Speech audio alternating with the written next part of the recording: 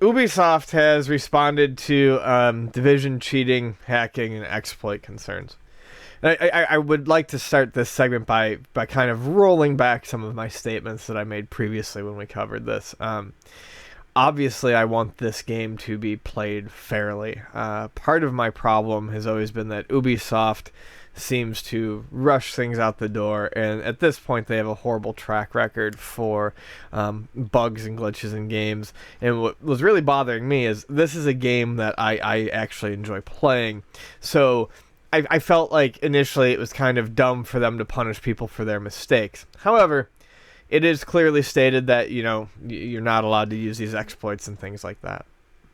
Controversial subject in the CU podcast. I mean, you almost came to an arm wrestling contest. Yeah, almost. I'm sure that was the comment section I didn't even wade into. I'm sure it was very friendly towards me. No, actually, a lot of people were saying "fuck you, Pat." Some people were disagreeing. It was actually pretty split. Well, I mean, it comes down to, I still think Ubisoft is largely at fault for this. And they need to, you know, get their heads out of their asses with it. But I do want the game to play fairly, and like I said, part of that is because I really enjoy it. And one thing I was not considering was, this is a game that I have not really touched the Dark Zone. The Dark Zone is the PvP portion of the game. I've mostly done the cooperative portion where you play with other people. So to me, the exploiting to get the powerful armor, while lame, not necessarily something I'd want to do. I didn't see it as really, really hurting the experience of the game for anyone. Anyway, so Ubisoft has detailed what they are going to do. First thing is they are implementing new programs to detect cheat engines. Now, this is not really going to affect, I don't believe, the console versions, because consoles are pretty much walled gardens. But this will help PC players. Cheat engines are things like auto aim or auto lock, basically, or auto shoot, where like if you cursor over an enemy or an enemy player, it will just automatically take the shot. Things that will greatly ruin the experience of even the best game for people who are playing. So they're going to implement that.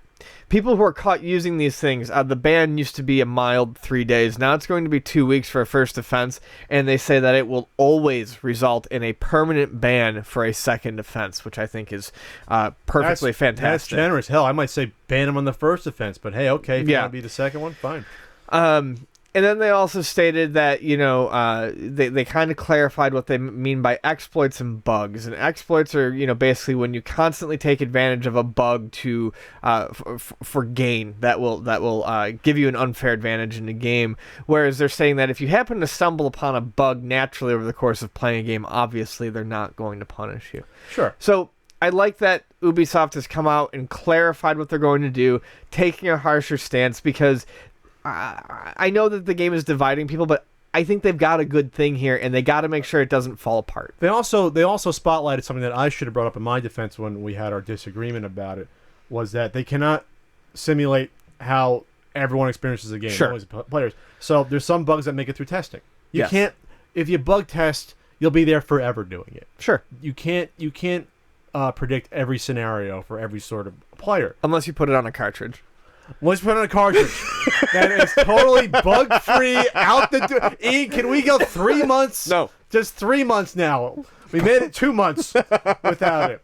It's like those accidents at work tallies. Right, exactly. 0 days now without mentioning Click a Chameleon. Thank you, Ian. We really should get the chalkboard. We were at like 63 days, I think. Asshole. Anyway, so they want to have more visibility though, about what are the bugs out there, so that if we discover the bug, we communicate it, then there's less of an excuse for you to do it. Right, like exactly. This is a bug that'll get you suspended or in trouble. So I like that they're being upfront about that. And sanctions will be implemented for repeated abuse. Again, so if you do it one time and it's by accident, maybe you're curious, okay, that's fine. But if you see someone, you know, getting those, you know, weapon upgrades, whatever, like 8 times in a row, okay, you have a timeout. Come on. Right. Come on. Come on.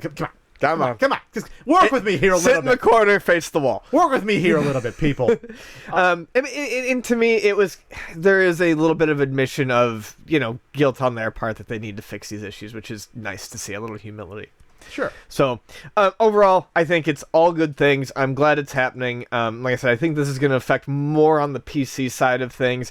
But the whole bit on the exploits will certainly affect the Xbox One and PS4 versions in a positive way as well. And it will make the PvP segment of the game something that will, you know, be more enticing to players again. So you're going to wait until that Dark Zone again?